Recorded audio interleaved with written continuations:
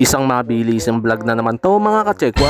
Mahigit isang oras na tayong nakasakay sa bus at bibiyahe tayong papuntang Narvacan, Ilocos. Inaantok nga tayo sa gutom dahil mag-aalas 12 na ng tanghali. Makalipas din ang ilang minuto ay makakababa na rin tayo sa ating pupuntahan. Maghahanap na rin tayo dito ng ating makakainan. Binaba nga pala tayo ng konduktor dito sa may tapat ng Jollibee. Di nga pala tayo kumain dito dahil ang gusto natin ay maiba na. Naglakad tayo pabalik dahil may nakita tayong isang tore doon sa bandang dulo. Habang naglalakad, naramdaman natin ang init dahil sobrang tirik na tirik ang araw. Napagpasyahan ko na lang na kumain dito sa aking harapan dahil baka tayo malipasan ng gutom. Dating nadaan ako dito sa bayan ng Narvacan ay ginagawa pa lang itong tindahan ni McDo. Nagpasok ko nga dito, ang daming tao at sobrang haba pila bago ka maka-order. At pagtapos natin nabayaran ay buti na lang na meron tayong napwestuhan. At makalipas nga ang 30 minutos ay di pa rin dumadating ang ating inorder. Kaya nga sa sobrang tagal nito ay siguradong luluwang yung mata sa kakahintay. At lumipas din ang ilang minuto ay dumating na rin ang ating inorder. Hanggang dito na lang mga kachekwa. Maraming salamat sa panonood at kita-kita tayo sa mga susunod kong biyahe.